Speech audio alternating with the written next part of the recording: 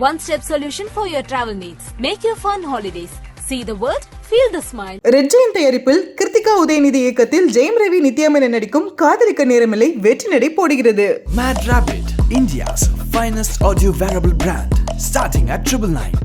நம்ம வீட்டிலேருந்து ஒருத்தன் அந்த மேடைக்கு போயிட்டான்டா, நம்ம கூட இருக்கிற ஒரு ஃப்ரெண்டு அங்கே போயிட்டான்டா அப்படின்னு எல்லாருமே இந்த வெற்றியை அவங்களுடைய வெற்றியாக கொண்டாடுறது வந்து ரொம்ப ரொம்ப மகிழ்ச்சியாக இருக்குது. ஆச்சரியமாக இருக்குது, என்னடா அது நம்மளை எல்லாரும் அவங்கள ஒருத்தனா பார்க்குறாங்களே. அப்போ நம்ம நினச்சிக்கிட்டோம்ல, நம்ம வந்து அவங்கள ஒருத்தனாக இருந்து மேலே வந்து அவங்களுக்கு வந்து ஏதோ ஒரு விதத்தில் நம்ம ஒரு சின்ன இன்ஸ்பிரேஷனாக இருந்துடணும் அப்படின்னு பேசினதும் அது அவங்களுக்கும் போய் சேர்ந்துருக்கேன்னு நினைக்கிறப்ப ரொம்ப மகிழ்ச்சியாக. ரொம்ப சாதாரணமாக கிடைக்காத ஒரு வாய்ப்பு கிடைச்சிருச்சுன்னா கடைசி மூச்சு இருக்க வரைக்கும் போராடணும். உள்ளே போகிறதுக்கு முன்னாடி எடுத்த முடிவு தான். என்ன ஆனாலும் சரி, என்ன விமர்சனம் வரட்டும், என்ன நடக்கட்டும், யார் என்ன சொல்லட்டும், உடஞ்சி சுக்குநூறாக போகட்டும், உணர்வு நொறுங்கள் வரட்டும், என்ன வந்தாலும் உட்காந்துடக்கூடாது. இப்போ இன்றைக்கே ஒன்றும் இல்லை, எந்த செலிபிரிட்டியுமே அவங்களோட இன்ஸ்டாகிராமை வந்து அவங்களே ஹேண்டில் பண்ணுறாங்களா, அவங்களோட ப்ராஜெக்ட்ஸ்னால் இல்லை, அதுக்கு யாரோ ஒருத்தர் அதுக்காக வேலைக்கு வச்சுருக்கிறாங்க, அவங்க செய்கிறாங்க. அப்போ ஒரு செலிபிரிட்டியாக இருக்கீங்கன்னா உங்களை நீங்கள் ப்ரொமோட் பண்ணிக்கிறது அவசியம்தான். ஆனால் அது தப்பாக போகும்போது அது ரொம்ப அநீதியாக இருக்குது. உங்களுக்காக நீங்கள் மற்றவங்களை தாழ்த்துறதோ அல்லது மற்றவங்க மேலே அவதூறு வரப்போகிறதோ, மற்றவங்களை வந்து நீங்கள் நயவஞ்சகமாக சில தவறுகள் செய்கிறதோங்கிறது ரொம்ப ரொம்ப தப்பு. இப்போ தீபக் அண்ணன் அவர் நினச்சிருந்தாருன்னா இண்டஸ்ட்ரியில் ரொம்ப ரொம்ப பெரிய பிஆர்ஸ்லாம் வச்சுட்டு போயிருக்கலாம். ஆனால் அண்ணன் அவருடைய சோஷியல் மீடியா பேஜை கூட யார்ட்டையும் கொடுக்காம வச்சுட்டு உள்ளே வந்துருச்சு. இன்றைக்கி அண்ணனுக்கு இருக்கிற மதிப்பை வச்சுப்பாங்க. பிஆர் வைக்கிறது ஒரு விஷயம்னா பிஆர் வைக்காமல் நேரடியாக மக்கள்கிட்ட போய் சேர்றது ஒரு விஷயம். அதனால் பிஆர் அப்படிங்கிறது இங்கே பெரிய ரோல் பிளே கிடையாது. ஆனால் ப்ரமோஷனுங்கிற பேரில் மற்றவங்களை தாழ்த்துறது இருக்குல்ல, ரொம்ப தப்பு. எந்த எதிர்பார்ப்புமே கிடையாது. அந்த அன்கண்டிஷனல் லவ் இருக்குல்ல, ஐயோ இதெல்லாம் பிஆர் டீம் வைக்கலன்னு தான் வரும். அந்த அன்பு எப்படி இருக்குது இப்போ நீங்கள் ரிசீவ் பண்ணும்போது? இல்லை, அது வந்து ரொம்ப கனமாக இருக்குது. ஆனால் இப்போ வந்து ஒரு சில மக்கள் வந்து ஒருவேளை இவர் பிஆர் பண்ணி தான் ஜெயிச்சாரோ முத்துக்குமரன் அந்த மாதிரிலாம் கிளப்பி விடுறாங்களே, அதை எப்படி பார்க்குறீங்க? என்னை பார்த்து கைதட்டின ஒவ்வொருத்தருக்கும் அந்த கோப்பையில் பங்கு இருக்குது. இப்போ இவங்கெல்லாம் என்ன பார்த்துருந்தாலும் சரி, சோஷியல் மீடியாவில் பார்த்துருந்தாலும் சரி, டிவியில் பார்த்துருந்தாலும் சரி, இல்லை யாரோ ஒருத்தர் ரவி அண்ணன் மாதிரி யாரோ ஒருத்தர்கிட்ட இருந்து போயிருந்தாலும் சரி, அந்த வெற்றியில் எல்லாருக்குமே பங்கு இருக்குது. ஆனால் இதனால தான் அது நடந்துச்சான்னா எனக்கு தெரியாது. அப்படி பார்த்தா 24 பேருமே பிஆரை மட்டும் வச்சு ஜெயிச்சிடலாம்ல. ஜாக் எனக்கு ஒரு நல்ல ஃப்ரெண்ட். நாங்கள் தொடக்கத்தில் ஜாக்கு நானும் எலியும் பூனையுமா இருப்போம். ஆமாம், எனக்கும் ஜாக்கு தான் பெரிய சண்டை. ஜாக் முத்துக்குமரன் அப்படி போகிறாங்கன்னா அது ஒரு அழகான ஃப்ரெண்ட்ஷிப்புங்கிறத நிறைய பேர் மென்ஷன் பண்ணுறாங்க. ஆனால் அது வந்து மோதல் காதலில் போய் முடிஞ்சிருக்கு அப்படின்லாம் வந்து போட்டிருக்காங்க. ரொம்ப வெளிப்படையாக சொல்லணும்னா ஜாக் ஓப்பனிங்லாம் நான் அக்கான்னு சொன்னேன். ஒரு கட்டத்துக்கு மேலே அக்காலேருந்து நல்ல தோழியாக ஜாக் மாறிட்டாங்க. இது காதலானா அந்த உணர்வுக்குலாம் உள்ள வாய்ப்பே இல்லை. உங்களுக்கு வீட்டுக்குள்ளே இருந்த நாளில் ஒரு ஃபேவரட் நாள்? எங்கள் அம்மா அப்பா வந்து ரொம்ப அது ரொம்ப ரொம்ப நெருக்கமாக இருந்தது. சிம்பாவா அந்த படத்தில் தான் அந்த குட்டி சிங்கத்தை தூக்கி காட்டுவாங்க இல்லையா, அப்படி எங்கள் அம்மா அப்பா 2 பேரும் என் கையில் தூக்கி இந்த உலகம் முன்னாடி காட்டின மாதிரி எனக்கு ரொம்ப மகிழ்ச்சியாக இருந்தது. அது ரொம்ப நிறைவாக இருந்தது.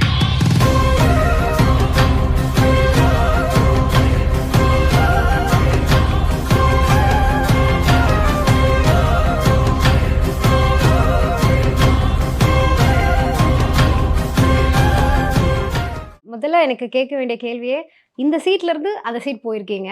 அதாவது எஸ்எஸ் மியூசிக்கில் நீங்கள் பல இன்டர்வியூஸ் எஸ்எஸ் மியூசிக் ரெப்ரசென்ட் பண்ணி நீங்கள் வந்து ஒர்க் பண்ணியிருக்கீங்க. இப்போது எஸ்எஸ் மியூசிக்கே கெஸ்ட்டாக வந்திருக்கீங்க. We are so and happy and very proud of you. First of all நம்மள ஒருத்தர் அங்கே போய் டைட்டில் வின்னர் ஆயிருக்காரு அப்படிங்கிறது மிகப்பெரிய விஷயம். ஸோ நான் வந்து வெல்கம் பண்ண வேண்டியதே வந்து big boss title winner Muthukumaran அப்படின்னு தான் நான் வெல்கம் பண்ணணும்னு நினைக்கிறேன். So please welcome to my show. இந்த தருணம் எப்படி இருக்குது? எங்கள் கெஸ்ட்டாக வந்திருக்கீங்க. ரொம்ப மகிழ்ச்சியாக இருக்குது. இப்போ நீங்கள் வந்து நம்ம எஸ்எஸ்ல வேலை பார்த்தவங்கனால அந்த சீட்லேருந்து இங்கே வந்துட்டேன் அப்படின்னு நீங்கள் இதை கொண்டாடுறது மகிழ்ச்சியாக இருக்குது. என்ன கூடுதல் மகிழ்ச்சினா இதே மாதிரி எல்லாருமே கொண்டாடுறாங்க. எல்லாருமே நம்ம இடத்துலேருந்து ஒருத்தன் எங்கே போயிட்டேன், இப்போ எப்படி அந்த சீட்டில் இந்த சீட்டு அப்படின்னு நீங்கள் இந்த நீளத்தை இப்படி பார்க்குறீங்களோ, எல்லாருமே நம்ம வீட்டிலேருந்து ஒருத்தன் அந்த மேடைக்கு போயிட்டான்டா, நம்ம கூட இருக்கிற ஒரு ஃப்ரெண்டு அங்கே போயிட்டான்டா அப்படின்னு எல்லாருமே இந்த வெற்றியை அவங்களுடைய வெற்றியாக கொண்டாடுறது வந்து ரொம்ப ரொம்ப மகிழ்ச்சியாக இருக்குது. ரொம்ப ரொம்ப ரொம்ப நன்றி உணர்வோடு இருக்கிறதுக்கு ரொம்ப ஆச்சரியமாக இருக்குது. என்னடா அது நம்மளை எல்லாரும் அவங்கள ஒருத்தனா பார்க்குறாங்களே. அப்போ நம்ம நினச்சிக்கிட்டோம்ல, நம்ம வந்து அவங்கள ஒருத்தனாக இருந்து மேலே வந்து அவங்களுக்கு வந்து ஏதோ ஒரு விதத்தில் நம்ம ஒரு சின்ன இன்ஸ்பிரேஷனாக இருந்துடணும் அப்படின்னு பேசினதும் அது அவங்களுக்கும் போய் சேர்ந்துருக்கேன்னு நினைக்கிறப்ப ரொம்ப மகிழ்ச்சியாக இருக்குது. அண்ட் டே 1லேருந்து நாங்கள் உங்களை பார்க்குறோம். எல்லா கண்டஸ்டன்ஸுமே எங்கேயாவது ஒரு இடத்துல இப்படியே ரொம்ப ஒடுங்கி போயிடுறாங்க.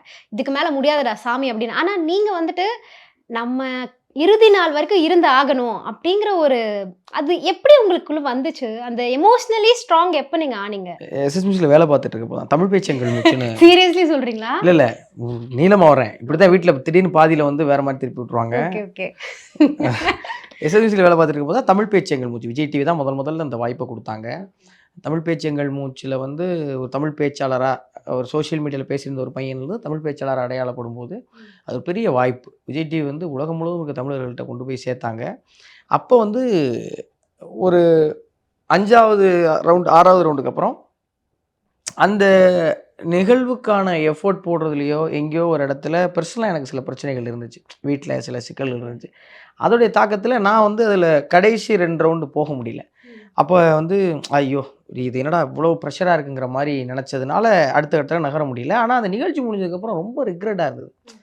என்னடா ஒரு பெரிய வாய்ப்பை இப்படி தவற விட்டுட்டோமே, கொஞ்சம் முயற்சி பண்ணியிருக்கலாமே, கொஞ்சம் உழைப்பை போட்டிருக்கலாமே, கொஞ்சம் கஷ்டப்பட்டுருக்கலாமே, நமக்கு இந்த வாய்ப்பு எப்போ கிடைக்கும்னே தெரியாது, இதுக்கப்புறம் இந்த வாய்ப்பு எப்போ கிடைக்கும், யார் கொடுப்பா அப்படின்னு ரொம்ப சிரமப்பட்டு இருந்தேன். அப்புறம் தான் பிக் பாஸில் வரும்போது முதல்ல ரொம்ப தீர்மானமாக போயிட்டேன். ரொம்ப சாதாரணமாக கிடைக்கவே கிடைக்காத ஒரு வாய்ப்பு கிடச்சிருச்சுன்னா கடைசி மூச்சு இருக்க வரைக்கும் போராடணும். உள்ளே போகிறதுக்கு முன்னாடி எடுத்த முடிவு தான். என்ன ஆனாலும் சரி, என்ன விமர்சனம் வரட்டும், என்ன நடக்கட்டும், யார் என்ன சொல்லட்டும், உடஞ்சி சுக்குநூறாக போகட்டும், உணர்வு நொறுங்கல் வரட்டும், என்ன வந்தாலும் உட்காந்துடக்கூடாது, எல்லாத்தையும் செரிச்சிட்டு எந்திரிச்சு போகணுங்கிறது போகிறதுக்கு முன்னாடி எடுத்த முடிவு. அது அங்கே அது நடந்துச்சு. அப்படிதான், அது நான் செஞ்சேன்லாம் கிடையாது, அது நடந்துச்சு. அது வெளியில் இருக்க எல்லாரும் கொடுத்த அன்புனால தான், வேறு எந்த காரணமும் இல்லை. அண்ட் லாஸ்ட்டில் வந்து சேதுபதி சார் உங்கள் கையை தூக்குனதுக்கு அப்புறம் கூட சௌந்தர்யா சொன்னாங்க, என் கையை தூக்கி இருந்தீங்கன்னா எங்கள் அப்பாவே கப்பை பிடிங்க அவருக்கு கொடுத்துருப்பாரு அப்படின்னு. ஸோ சௌந்தர்யா கூட இருந்த பாண்ட் எப்படி? அவங்க வந்து நல்லாவே ஒரு டஃப் ஃபைட் கொடுத்தாங்கன்னு நினைக்கிறேன் கடைசி வரைக்கும். சவுண்ட் வந்து எப்பயுமே திட்டிகிட்டே இருக்கும், மண்டையை கழுவுறேன் அப்படி இப்படின்னு சொல்லிகிட்டே இருக்கும். ஆனால் சவுண்ட் ரொம்ப இன்னசென்ட். நிஜமாகவே சவுண்ட் வந்து உண்மையிலே ரொம்ப இன்னசென்ட். வெளில வந்ததுக்கப்புறம் ஏதோ சொல்கிறாங்க, சவுண்டுக்கு வந்து அப்படி நடந்துச்சு இப்படி நடந்துச்சு, சவுண்டு பேரால் ஏதோ நடந்துச்சுங்கிறாங்க. அதை பற்றி முழு தகவல் தெரியாதனால நம்ம அதை பேசுகிறது சரியாக இருக்காது. ஆனால் சவுண்டு வந்து ரொம்ப நல்ல பொண்ணு. எனக்குலாம் முதல்ல ஒரு 4, 5, 6 வாரத்துக்கு ஏன் அந்த பிள்ளை நடிக்குது அது இதுன்னு என்னென்னமோ சொன்னேன். ஏன்னா சவுண்டை தூரத்துலேருந்தே தான் நாங்கள் பார்த்து விமர்சனம் பண்ணிக்கிட்டே இருந்தோம். சவுண்டு கிட்ட போகும்போது சவுண்ட் உண்மையிலே ரொம்ப இன்னசென்ட் தெரிய வேண்டியது. ஸ்டேஜ் முன்னாடி சவுண்ட் சொன்னது ஓகே, நாங்கள் எல்லாம் முடிஞ்சு விஷால் எவிக்ட் ஆகிட்டாரு, நானும் சவுண்டு தான் போகிறோம், பின்னாடி உட்காந்துருக்கோம். சவுண்ட் சொல்லிடுச்சு, உனக்கு தாண்டா கிடைக்கும், நீ தாண்டா டிசர்வ், கிடைச்ச உடனே என்னை மறந்துடார், அது எதுதோ சொல்லுது, உனக்கு தாங்கிறத சவுண்ட் ரொம்ப ஆழமாக நம்புது, நீ தாண்டா டிசர்வ்னு சொல்லுது. எனக்கு திருப்பி ஒரு வாரத்துக்கு கூட இல்லை சவுண்ட் நீயும் டிசர்வ் தான் அப்படின்னு எனக்கு வர மாட்டேது. நான் முழுவதும் அந்த பதட்டத்தில் இருக்கேன். ஆனால் சவுண்ட் வந்து அவ்வளோ பெரிய மனசா, அவ்வளோ, ஏன்னா அந்த மூமெண்ட்டில் வந்து சவுண்டுக்கிட்ட ஒரு கோபமும் ஒரு வருத்தமும் ஒரு வன்மமும் துளி கூட இல்லை. நான் ஜெயிச்சதை சவுண்ட் 100% சவுண்டோட வெற்றியாக பார்த்துச்சுல, அதுதான் உண்மையான சவுண்ட். Very sweet. ரொம்ப ரொம்ப நல்ல பொண்ணு. தெரியல அந்த சௌந்தர்யா வச்சு வெளியில் என்ன நடந்துச்சு என்ன நடக்குது அதெல்லாம் நமக்கு முழுசாக தெரியல. ஆனால் உண்மையிலே சவுண்ட் ரொம்ப நல்ல பொண்ணு. ஆனால் இப்போ டாக்கிங் அபவுட் சௌந்தர்யா, நீங்கள் சொன்ன மாதிரி தான் வெளியே நடக்கிற விஷயங்கள்னு பார்க்கும்போது எனக்கு தெரிஞ்சு இந்த சீசனில் தான் ஃபர்ஸ்ட் டைம் பிஆருங்கிற விஷயத்த டேரக்டாக ஹோஸ்ட்கிட்டயே பேசின விஷயம்னா அது இந்த தடவை தான் நடந்திருக்கு. இதுக்கு முன்னாடியும் அங்கங்கே அரசியல் புரட்சியாக சொல்லுவாங்க பிஆர் டீம் இருக்காங்க அப்படின்லாம், பட் இப்போ டேரக்டாக ரொம்ப வெளிப்படையாக பேசியிருக்காங்க. ஸோ அதை பற்றி நீங்கள் என்ன நினைக்கிறீங்க ஆஸ் அ கண்டெஸ்டண்ட்டாக நான் கேட்குறேன். 2 விஷயம் இருக்குமா. தீபக் ஒரு விஷயம் சொன்னார். என்ன சொன்னார்னா, நீங்கள் எவ்வளோ பெரிய இன்டர்நேஷ்னல் மீடியமுக்கு வரீங்கன்னா உங்களை நீங்கள் ப்ரொமோட் பண்ணிக்க வேண்டியது அவசியம் தானே. இப்போ இன்றைக்கே ஒன்றும் இல்லை, எந்த செலிபிரிட்டியுமே அவங்களோட இன்ஸ்டாகிராமை வந்து அவங்களே ஹேண்டில் பண்ணுறாங்களா, அவங்களோட ப்ராஜெக்ட்ஸ்னால் இல்லை, அதுக்கு யாரோ ஒருத்தர் அதுக்காக வேலைக்கு வச்சுருக்கிறாங்க, அவங்க செய்கிறாங்க. அப்போ ஒரு செலிபிரிட்டியாக இருக்கீங்கன்னா உங்களை நீங்கள் ப்ரொமோட் பண்ணிக்கிறது அவசியம்தான். ஆனால் அது தப்பாக போகும்போது அது ரொம்ப அநீதியாக இருக்குது. நீங்கள் உங்களுக்காக நீங்கள் மற்றவங்கள தாழ்த்துறதோ அல்லது மற்றவங்க மேலே அவதூறு பரப்புறதோ, மற்றவங்கள வந்து நீங்கள் நயவஞ்சகமாக சில தவறுகள் செய்யறதோங்கிறது ரொம்ப ரொம்ப தப்பு. இப்போ அதே நேரத்தில் பிஆர் டீம் இருந்தால் தான் ஜெயிக்க முடியுமான்னா இல்லை. இப்போ தீபக் அவர் நினச்சிருந்தாருன்னா இண்டஸ்ட்ரியில் ரொம்ப ரொம்ப பெரிய பிஆர்ஸ்லாம் வச்சுட்டு போயிருக்கலாம். ஆனால் அண்ணன் அவருடைய சோஷியல் மீடியா பேஜை கூட யார்கிட்டையும் கொடுக்காம வச்சுட்டு உள்ளே வந்துருச்சு. இன்றைக்கி அண்ணனுக்கு இருக்கிற மதிப்பை வச்சு பாருங்க. இப்போ நான் என்னை மாதிரி சில சொன்னேன், என்கிட்ட பெரிய பொருளாதார வசதியில் எங்கள் பிஆர் வைக்கிறதுக்கு. அதனால் நான் என்ன பண்ணேன், எங்கள் நண்பர்கிட்ட ஃபோனை கொடுத்தேன், அவங்க இன்ஸ்டாகிராமில் உள்ளானதை மட்டும் வெட்டி போட்டாங்க. இப்போ காசு இருக்கவங்க தான் பிஆர் வைக்கணும். பிஆர் வைக்கிறது ஒரு விஷயம்னா பிஆர் வைக்காமல் நேரடியாக மக்கள்கிட்ட போய் சேர்றது ஒரு விஷயம். அதனால் பிஆர் அப்படிங்கிறது இங்கே பெரிய ரோல் பிளே கிடையாது. ஆனால் ப்ரமோஷனுங்கிற பேரில் மற்றவங்களை தாழ்த்துறது இருக்குல்ல, ரொம்ப தப்பு. அது என்ன ஆயிரும்னா ஒரு கட்டத்தில் நிச்சயமாக நமக்கே அது திரும்பிடும். இப்போ நான் யாரையோ ஒருத்தரை தாழ்த்துறேன்னா மிக நிச்சயமாக நான் இங்கே தாழ்ந்து போயிடுவேன். அதனால தான் நான் முதல்லேருந்தே சொன்னேன், நேர்மையாக இருக்கும்போது தான் நிச்சயம் நம்மளால் வளர முடியும். இப்போ வெளியில் வந்து பார்க்கும்போது தெரியுது, இப்போ நம்ம மேலெல்லாம் நிறைய விமர்சனங்கள் வந்திருக்கு. நம்ம மேலே ஒரு விமர்சனங்களை எதிர்த்து முகம் தெரியாத யார் யாரும் சண்டை போட்டிருக்காங்க. இப்போ அவங்களாம் ஏன் வர்றாங்க? எங்கோ நம்மளிருந்து ஒருத்தன் போயிட்டான்டா, அவனுக்காக நம்ம நிற்கணுண்டான்னு வர்றாங்களே. அவங்க எல்லாருக்கும் இந்த நேரத்தில் பெரிய நன்றி சொல்லணும் கடமைப்பட்டிருக்கேன். இது என்ன, என்னால் அவங்களுக்கு என்ன செய்ய முடியும், இல்லை நான் என்ன செய்வேன், அவங்க ஒன்றுமே கிடையாது, எந்த எதிர்பார்ப்புமே கிடையாது. அந்த அன்கண்டிஷனல் லவ் இருக்குல்ல, ஐயோ இதெல்லாம் பிஆர்டி வைக்கலன்னு தான் வரும். உண்மைதான். அது ஆர்கானிக் ஃபேன்ஸ்ல இருந்து மட்டும் நிச்சயமா நிச்சயமா அந்த அன்பு எப்படி இருக்கு இப்போ நீங்க ரிசீவ் பண்ணும்போது? இல்லை அது வந்து ரொம்ப கனமாக இருக்குது, ரொம்ப ரொம்ப கனமாக இருக்குது. திரும்ப திரும்ப நம்ம இதுக்கு தகுதியான ஆள் தானா அப்படிங்கிற கேள்வி எழுப்புது. அதுக்கப்புறம் இல்லை, நீ இதை வந்து உனக்கு நீ தகுதிப்படுத்திக்கிறதுக்கு நீ இன்னும் கடுமையாக உழைக்கணும் அப்படிங்கிறத ஞாபகப்படுத்திக்கிட்டே இருக்கு. அது புதுசாகவும் ரொம்ப ஆச்சரியமாகவும் ரொம்ப மகிழ்ச்சியாகவும் இருக்குது. நன்றி சொல்கிறத தவிர வேறு என்ன சொல்கிறேன்னு தெரியாமல் திகச்சு போய் நிற்கிறேன். அண்ட் பிக் பாஸ் வீட்டுக்குள்ளே வந்ததுக்கப்புறம் ரவீந்தர் சார் சொன்னார், நான் தான் முத்துக்குமரனுக்கு வந்து பிஆர் பண்ணுறேன் அப்படின்னு. அது கொஞ்சம் நான் அவர் கலாய்க்கிறாருன்னு நினச்சேங்க. அவர் வந்து சொன்னோடனே நானும் தீபகண்ணன் தான் உட்காந்துருக்கோம். உட்காந்தோடனே ஒரு நாங்கள் வந்து அது வந்து ஒரு கான்வர்சேஷன். அண்ணே பிஆருங்கிறாங்களே அப்படின்னா என்னண்ணே அப்படின்னு கேட்டேன். அவர் வந்ததுலேருந்தே பிஆரெல்லாம் ஒன்றுமே செய்ய முடியாதா, நீங்கள் விளையாண்டா தாண்டா வெளியே நடக்கும். இப்போ வந்து சவுண்டுக்கு வந்து இவங்க பிஆர், அருணுக்கு வந்து இவங்க பிஆர்னு பார்த்தா உனக்கு நான் தாண்டா பிஆர்னார். ஏன்னா எதையாவது கிளப்பி விட்டு போனேன் என்கிட்ட கலாய்க்கிறேன். தீபகண்டன் என்னென்ன எப்படி பண்ணிக்கிட்டு இருக்காரு உடனே அப்படின்ட்டு போயிட்டோம். கடைசியில் வந்து அதை அவர் சீரியஸாக சொல்லியிருக்காருங்கிறது எனக்கு தெரியல. அவர் என்ன சொன்னால், வெளியில் என்னை உன் பிஆர்னு ட்ரோல் பண்ணுறாங்கங்கிறத அவர் சொல்ல வந்திருக்காரு.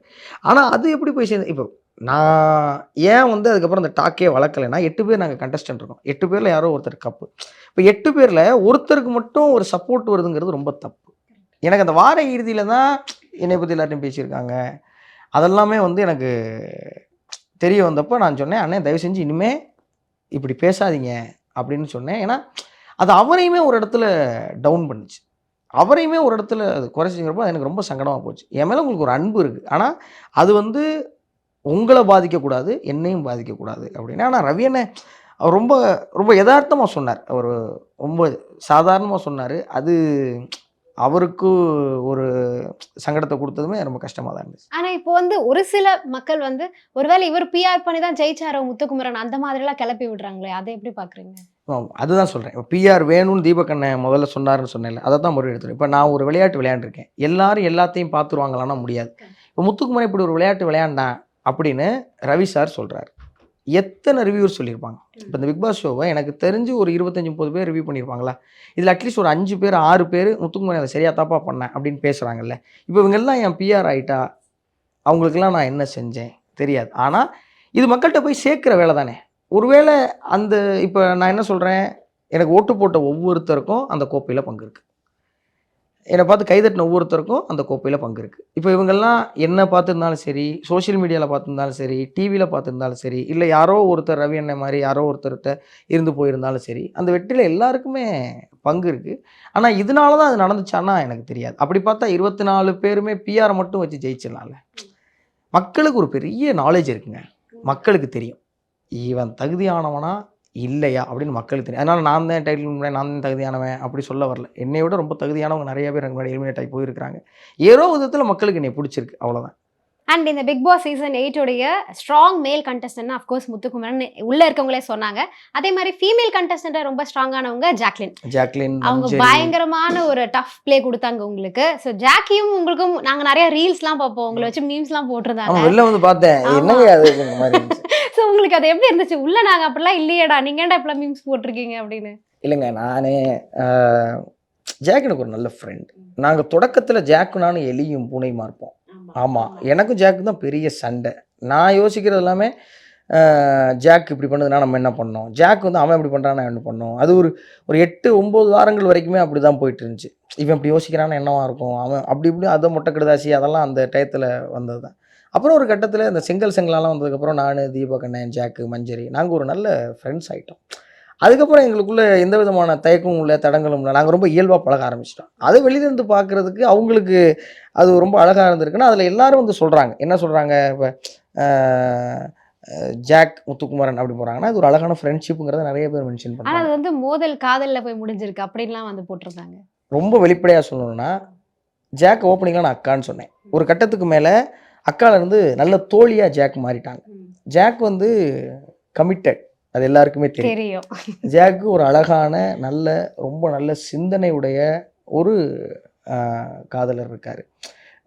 இது காதலானா அந்த உணர்வுக்கெலாம் உள்ள வாய்ப்பே இல்லைங்க. இன்னொன்று, ஜாக்கும் அதுக்காக இங்கே வரல, நானும் அதுக்காக இங்கே வரல. எங்கள் பர்பஸ் வேறு.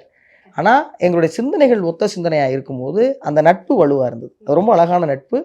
அது கண்டிப்பாக தொடருங்கிறதுல எந்த ஆச்சரியமும் இல்லை. நான் பார்க்கும்போது இப்போ பர்சனலி எங்களுக்கு முத்துக்குமரனை தெரியும், அவர் இப்படிப்பட்டவர் தானே. பட் மக்கள் எல்லாரும் இவர் எப்படி வந்து எல்லா சமயத்துலையும் ரொம்ப ஸ்ட்ராங்காக இருக்காரு, இதுதான் அவருடைய ஸ்ட்ராட்டஜியா, எப்படி டே ஒன்லேருந்து ஒரே மாதிரி இருக்காரு. நிறைய பேர் நிறைய கேரக்டரைசேஷன் மாறிட்டே இருந்தாங்கல்ல, அதை எங்களால் பார்க்க முடிஞ்சுது. ஒருத்தர் வந்து ஃபர்ஸ்ட் 50 days இப்படி இருப்பாங்க, செகண்ட் 50 days மாறுறாங்க. பட் முத்துக்குமரன் ஒரே மாதிரி இருக்காரு என்டையர் சீசன். ஸோ அதை எப்படி நீங்கள் மென்டலி எப்படி ப்ரிப்பேர் ஆனீங்க இதுக்கு? ஃபர்ஸ்ட் எல்லாருக்கும் எல்லா வாய்ப்பும் கிடைச்சிருமானா கிடைக்காது. அந்த வாய்ப்பு கிடைக்கும்போது அதை விட்டுறக்கூடாது அப்படிங்கிற ஒரே ஒரு நோக்கம் தான். இன்னொன்று, ஃபஸ்ட்லேருந்து முத்துக்குமரன் கடைசி வரைக்கும் இருந்தானா இல்லை. ஃபஸ்ட்டு இருந்த முத்துக்குமரன்ட்ட இருந்த நிறைய விஷயங்கள் போக போக மாறிச்சு. ஆனால் என்ன ஒன்றுனா, நான் போகும்போது இருந்ததில் இருந்து சில விஷயங்களை மாற்றிக்கிட்டா போதும்னு தோணுச்சு. இப்போ தீபகண்ணனாக இருக்கட்டும், அவருடைய ஒரிஜினாலிட்டி கடைசி வரைக்கும் வந்துச்சு.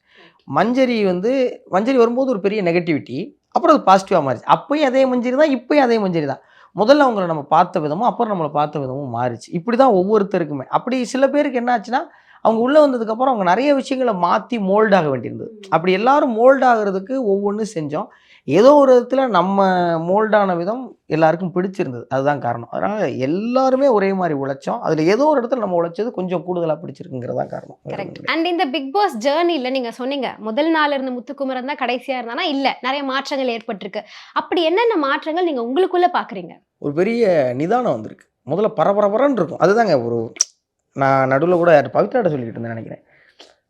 இந்த வாய்ப்பை விட்டுட்டேன்னா அடுத்து எப்போ கிடைக்கும், எப்படி கிடைக்குமானே தெரியாது. அதனால அது கிடைச்சிருச்சுன்னா விடக்கூடாதுங்கிறதுல ஒரு பெரிய வேகம் வந்துடும். நம்ம என்ன பண்ணுவோம், வேகமாக ஓடும்போது என்ன பண்ண மாட்டோம்னா நிதானம் சில விஷயங்களை கவனிக்க மாட்டோம். இப்போ அந்த நிதானம் கிடச்சிருக்கு. நம்ம எவ்வளோ வேகமாக ஓடினாலும், இதுதான் பெட்டி எடுக்க போனப்பயே நான் போனேன், பெட்டி எடுத்துகிட்டே வந்துட்டேன். ஆனால் எனக்கு அடுத்து போன ரயான் சைடில் போஸ்டர் இருக்கிறத பார்த்துருக்காப்புல, அடுத்து போன பவித்ரா ட்ரோன் ஓடுறத பார்த்துருக்காப்புல. இப்படி ஆளுக்கு ஒன்று பார்த்துருக்காங்க. இப்போ இது 2 விதமாக பார்க்கலாம். ஒன்று ஃபோக்கஸ்டாக ஓடி இருக்கேன், அப்படி இதை எடுத்துக்கலாம். இல்லை அப்படின்னா பிற விஷயங்களையும் கவனிக்கணும். அப்படி அதுதான் இப்போ டிடிஎஃப்லலாம் நான் பண்ணது தவறாக போனதுக்கான மிக முக்கியமான காரணம் இல்லைன்னா, நான் ரொம்ப வேகமாக முடிவு எடுத்துட்டேன். இருந்து கொஞ்சம் நிதானமாக முடிவு எடுத்திருந்தேன்னா அது கொஞ்சம் நல்லா இருந்திருக்கும். அப்போ ஒரு பெரிய நிதானம் வந்திருக்கு. இன்னொன்று என்னென்னா, இப்போ ஒரு நடக்குது, இப்போ இதை பண்ணிட்டே இருக்கோம் அப்படின்னா டக்குன்னு நான் என்ன பண்ணுவேன்னா, அதில் உங்கள் தப்பு என்னங்கிறதெல்லாம் கடன்னு யோசிக்க ஆரம்பிப்பேன்.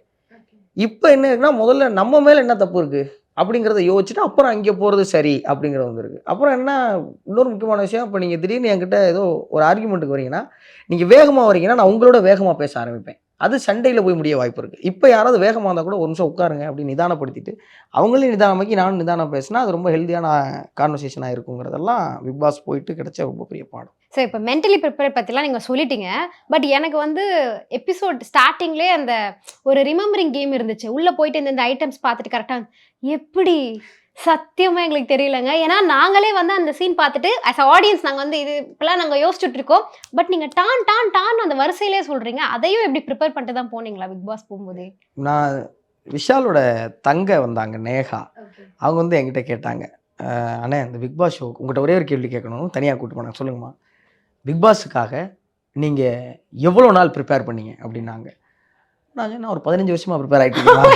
அவங்க சிரிச்சாங்க. இல்லைம்மா நிஜமாக தான் கடந்த ஒரு 15 வருஷமாகவே நான் நிறைய விஷயங்களை கற்றுக்கிட்டே இருக்கேன், நிறைய குவாலிட்டிஸை கற்றுக்கிட்டு இருக்கேன், நிறைய புத்தகங்களை வாசிக்கிறேன், எது சரி எது பண்ணால் எது எப்படி போகும், நிறைய விஷயங்களை படிக்கிறேன். அது எல்லாத்தையும் வெளிப்படுத்துறதுக்கு எனக்கு இந்த இடம் ஒரு வாய்ப்பாக வந்திருக்கு. அவ்வளோதான்.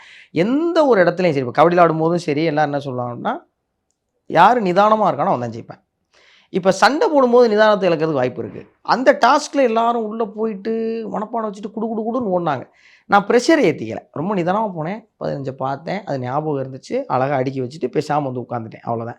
அதில் என்னென்னா ஒரே ஒரு யுக்தி ஒன்று கை கொடுத்துச்சு. ஏன்னா சின்ன வயசில் எங்கள் ஸ்கூலில் இது மாதிரி சொல்லி கொடுப்பாங்க, ஒரு நிறைய விஷயங்களை ஞாபகம் வச்சுக்கணும்னா ஒரு கதை மாதிரி பண்ணிட்டீங்கன்னா ஞாபகம் வச்சுக்கலாம்.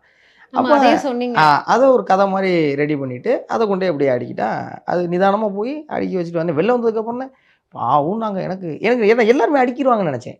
நாங்கள் 6 பேர் போனோம். அந்த பக்கம் பவித்ரா போனாங்க, தர்ஷிகா போனாங்க, ஆனந்தி போனாங்க. நான் ஆனந்தி அடிக்கிடுவாங்க, தர்ஷிகா அடிக்கிடுவாங்கன்னு நினச்சேன். என் பக்கம் ஆறுனவனை உட்காந்து கான்ஃபிடென்ட்டாக பார்த்தா அவர் 16ஆவதாக கூட ஒரு பொருளை வச்சுருப்பார் ஊருக்கு, அப்படின்னு நான் நினச்சிட்டேன். கடைசியில் பார்த்தாக்க நம்ம முன்னாடி எனக்கே ஆச்சரியமாக இருந்துச்சு. ஆனா நீங்க வந்து பிக் பாஸ் விட்டு வெளியே வந்ததுக்கு அப்புறம் பார்த்துட்டு ஆடியன்ஸ் வந்து உங்களை வச்சு இந்த மீம்ஸ்லாம் போட்டிருப்பாங்கல்ல, அதுல நீங்களே பார்த்து இன்ஸ்பயர் ஆன மீம்னா எது? நம்மள இந்த மாதிரிலாம் வந்து ஒரு ஐகானா வச்சிருக்காங்க அப்படின்னு நினைச்ச ஒரு மீம்.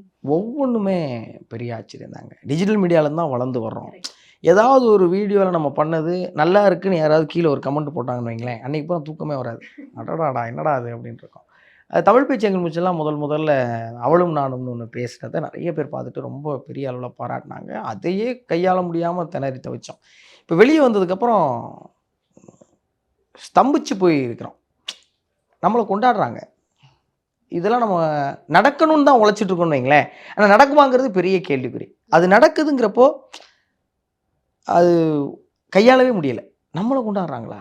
நம்மளை கொண்டாடுறாங்க இல்லையா? நம்மளெல்லாம் கொண்டாடுறாங்க. இப்படி தான் இருக்குது. அப்புறம் அவங்க நன்றி சொல்லணும். அப்புறம் தீபக் சொன்ன அதே வார்த்தை தான் திரும்ப உனக்கு நிறைய அன்பு கிடச்சிருக்கு, உனக்கு நிறைய பொறுப்பு இருக்குது, கவனமாக இருக்கணும் அப்படின்னு சொன்னோம். அதுதான் திரும்ப இவ்வளோ அன்பு ஏன் கிடச்சின்னு தெரியல. ஆனால் இதுக்கு நம்ம ரொம்ப பொறுப்புணர்வோடு இருக்கணும், நன்றி உணர்வோடு இருக்கணுங்கிறது மட்டும். அண்ட் பிக் பாஸ் ஜேர்னியில் இத்தனை நாள் நாங்கள் உங்களை டிவியில் பார்த்தோம். Except that title winning moment, உங்களுக்கு வீட்டுக்குள்ளே இருந்த நாளில் ஒரு ஃபேவரட் நாள், இது வந்து ரொம்ப மெமரபிளாக நான் எப்பயுமே செரிஷ் பண்ணுற ஒரு நாள் அப்படின்னு ஏதாச்சும் இருக்கா? 106 நாளுமே ரொம்ப முக்கியமான நாள். அதில் எனி ஒன் டே எங்கள் அம்மா அப்பா வந்தது ரொம்ப அடடா, அது ரொம்ப ரொம்ப நெருக்கமாக இருந்தது. இது என்ன படம், சிம்பாவா? அந்த படத்தில் தான் அந்த குட்டி சிங்கத்தை தூக்கி காட்டுவாங்க இல்லையா? அப்படி எங்கள் அம்மா அப்பா 2 பேரும் என் கையில் தூக்கி இந்த உலகம் முன்னாடி காட்டின மாதிரி எனக்கு ரொம்ப மகிழ்ச்சியாக இருந்தது. அது ரொம்ப நிறைவாக இருந்துச்சு. இல்லை அண்ட் வின்னிங் மூமெண்ட்டில் கூட நீங்கள் சொன்னீங்க இந்த கப்புக்கான தகுதி வந்து அம்மாவுக்கு தான் இருக்குன்னு. அது நான் எங்களால் கண் கூட பார்க்க முடிஞ்சுது. முத்துக்குமரன் இந்த அளவுக்கு பேசுகிறாருன்னா அதுக்கு வந்து அம்மா சொல்லி கொடுத்த அம்மா தாங்க பெரிய செலிபிரிட்டி. அவங்கள வெளியே பாதுகாப்பாக கூட்டி போயிட்டு வர்றதுக்குள்ள இல்லை அதுதாங்க. இப்போது எல்லோரும் வந்து கேட்குறாங்க, என்ன மிடில் கிளாஸ் அப்படிங்கிற ஒரு ட்ரம்ப் கார்டு யூஸ் பண்ணி நீங்கள் இந்த கேம் விளையாடி இருக்கீங்களா அப்படின்னு. அப்போ அதனால தான் உங்களை இவ்வளோ பேர் ஃபாலோ பண்ணுறாங்க. இப்போ எங்கள் அம்மாவை நிறைய அம்மாக்களை உங்களோட ஒப்பிட்டு பார்த்துக்கிறாங்க. எங்கள் அம்மா அந்த இடத்துலையுமே அவங்க மிடில் கிளாஸ்ன்னு சொல்லலையே. ஆனால் ஏன் அந்த வாழ்வியல் சூழலில் இருக்க எல்லாருமே அவங்களோட ஒற்றி பார்த்துக்க முடியுதுன்னா, அந்த மனோநிலை, அந்த வளர்ந்து வந்த விதம், அந்த வாழ்வியல் சூழல், அதுதான். அதனால் எங்கள் அம்மா போட்ட உழைப்புக்கும் எங்கள் அம்மா பட்ட கஷ்டத்துக்குமான வெற்றி தான் இந்த அன்பெல்லாம். அம்மா வந்து பிக் பாஸ் போகிறதுக்கு முன்னாடி என்ன அட்வைஸ் கொடுத்தாங்க, வந்ததுக்கு அப்புறம் வந்து என்னென்ன விஷயம் சொன்னாங்க? சமத்தா இருப்பா. நீங்க சமத்து தானே ஏற்கனவே. அது நீங்க பார்க்குற முத்துக்குமரன். எங்கள் அம்மா பார்த்த முத்துக்குமரன். ஓ, அவர் சேட்டை பிடிச்சவர் அப்ப. நிறைய ஓகே, ஸோ உள்ளே போய் சமத்தா இருக்கணும் அப்படின்னாங்க. நீங்கள் கப் வாங்கிட்டு வரும்போது அம்மா என்ன சொன்னாங்க? ரொம்ப பெருமையாக இருக்குப்பா, ரொம்ப கடுமையாக இன்னும் உழைக்கணும், இவ்வளவு பேர் நம்ம வந்து அன்பு செலுத்துகிறாங்க, நம்மளை வந்து பார்க்குறாங்கன்னா அதுக்கு நம்ம ரொம்ப கவனமாகவும் பொறுப்பாகவும் இருக்கணுங்கிறத அம்மா எப்போதும் சொல்கிறது. அடடா, அம்மா கிட்ட இருந்து கற்றுக்கிட்ட ஒரு கேரக்டர் நீங்கள் என்ன சொல்லுவீங்க? எங்கள் அம்மா ரொம்ப நல்லவங்க. எங்கள் அம்மா யாரையும் சட்டுன்னு அவதூறு பேசிட மாட்டாங்க, யாரையும் கஷ்டப்படுத்தணும்னு எப்போதும் நினைக்க மாட்டாங்க, யாரையும் புண்படுத்தவே மாட்டாங்க. எங்கள் அம்மா அது ரொம்ப புனிதமான குணம். நம்ம அவ்வளோ நல்லவங்களாம் கிடையாது. நம்ம அதில் ரொம்ப கற்றுக்க வேண்டியதில் நிறையா இருக்குது. நமக்கு அது இல்லை. பொதுவாக நம்மளை யாராவது ஹர்ட் பண்ணிட்டா நம்மளையே பண்ணிட்டானா இவனை என்னடா செய்கிறது, இது நமக்கு ரொம்ப சாதாரணமாக வரும்ல. அது வந்து பிக் பாஸ் வீடுமே அதை ரொம்ப பக்குவப்படுத்துச்சு. இன்னா செய்தாரே ஒருத்தர் அவர் நானும் நன்மையும் செய்து விடலுங்கிறத எங்கள் அம்மாகிட்டேருந்து ப்ராக்டிக்கலாக பார்த்துருக்கேன். பிக் பாஸ் வீடு அதை வந்து நமக்கு ரொம்ப தெளிவாக சொல்லியும் கொடுத்துச்சு. அண்ட் நீங்கள் அந்த வின்னிங் மொமெண்ட்டில் நின்றுட்டு இருக்கும்போது ரொம்ப நேரம் வந்து எல்லாரும் பேசினாங்க அண்ட் உங்களோட ஜேர்னி வீடியோலாம் போயிட்டு இருந்துச்சு. அப்போ நீங்கள் அந்த மேடையில் நிற்கும் போது உங்கள் மைண்ட்குள்ளே என்ன ஓடிட்டு இருந்துச்சு? எப்போயாவது விஷயத்தை நம்ம கையை தூக்கிட மாட்டாராங்கிறது தான் ஓடிட்டு இருந்துச்சு. வேறு ஒன்றுமே ஓடலை. அப்போ தான் ஓடிச்சு, நம்ம கையை தூக்கிட மாட்டாரா அப்படிங்கிறது மட்டும். ஸோ அங்கே நீங்கள் மேடை மேலே மேனிஃபெஸ்டேஷன் பண்ணியிருக்கீங்க. நம்பிக்கை தானேங்க வாழ்க்கை, நம்பிக்கை தான் வாழ்க்கை. நம்ம எதை நோக்கி பயணம் பண்ணுறோமோ அதை தான் போய் சேருவோம். அது எண்ணம் போல் வாழ்க்கைன்னு நீங்கள் எடுத்துக்கிட்டாலும் சரி, சீக்ரெட் அப்படின்னு எடுத்துக்கிட்டாலும் சரி, யூனிவர்ஸ் அப்படின்னு எடுத்துக்கிட்டாலும் சரி, மேனிஃபெஸ்டேஷன் நீங்கள் எடுத்துக்கிட்டாலும் சரி, எப்படி எடுத்துக்கிட்டாலும் நம்ம என்ன நம்புகிறோமோ அது நடக்கும். அதனால் நம்பினதுக்காக கொஞ்சம் உழைக்கணும், அவ்வளோதான். அண்ட் பிக் பாஸ் போகிறதுக்குள்ளே, அதாவது போகிறதுக்கு முன்னாடி என்ன விஷயம் நீங்கள் நினச்சிருந்தீங்க, இதை போய் நம்ம பண்ணணும் பிக் பாஸ்லன்னு, அதை இப்போ பண்ணிட்டேன்னு ஃபீல் பண்ணுறீங்களா? ஃபுல்ஃபில் ஆகிடுச்சா உங்களுக்கு? 1 மணி நேரம் கூட வேறு எந்த சிந்தனை இல்லாமல் உன்னோட 100% நீ கவனமாக செலுத்தணும், ஃபோக்கஸ்டாக இருக்கணும், டிஸ்ட்ராக்ட் ஆகக்கூடாதுன்னு நினச்சேன். 99% அதை செஞ்சுருக்கேன்.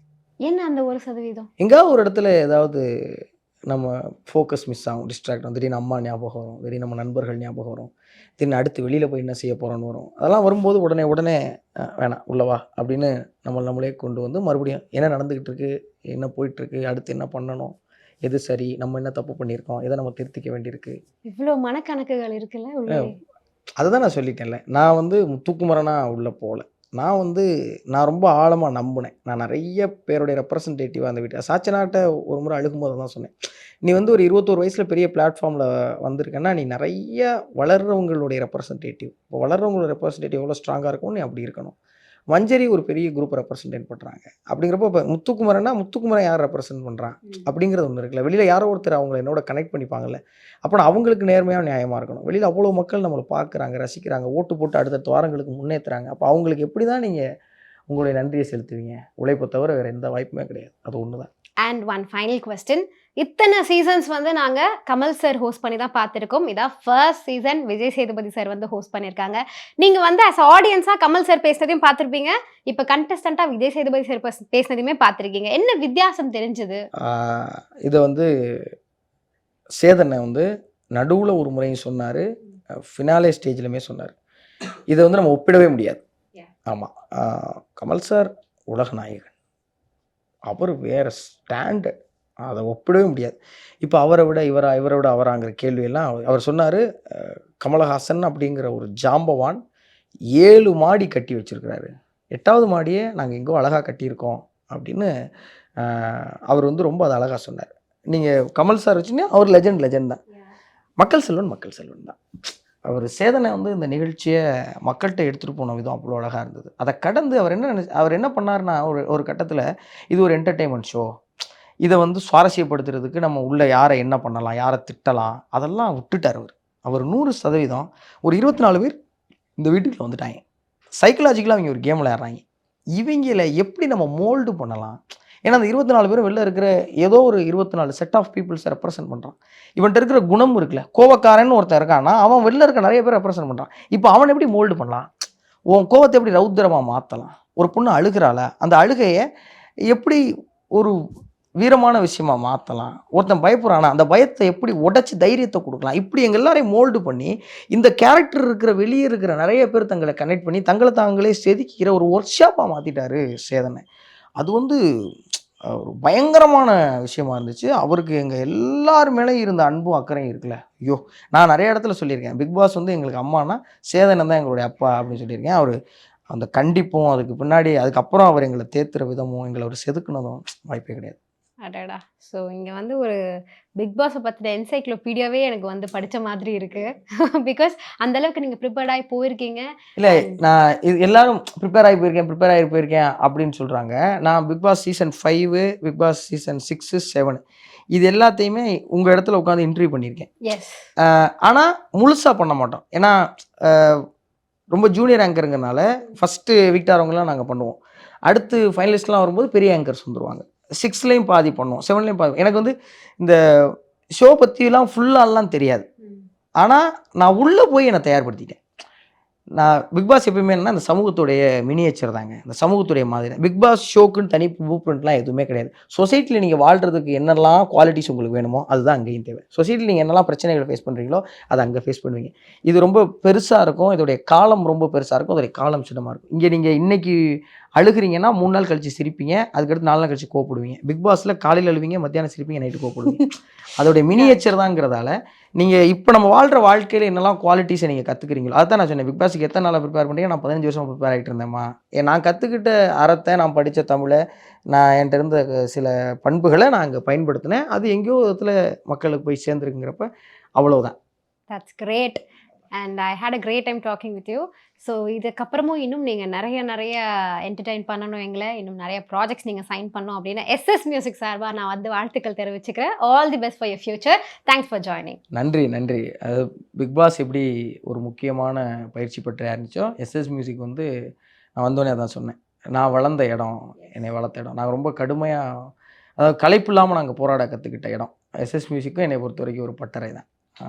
எங்க வீடு, நம்ம வீடு. Thank you. நன்றி. One step solution for your travel needs. Make your fun holidays. See the world, feel the smile. Red Jain தயாரிப்பில் கிருத்திகா உதயநிதி இயக்கத்தில் ஜெயம் ரவி நித்யாமேனன் நடிக்கும் காதலிக்க நேரமில்லை வெற்றி நடை போடுகிறது.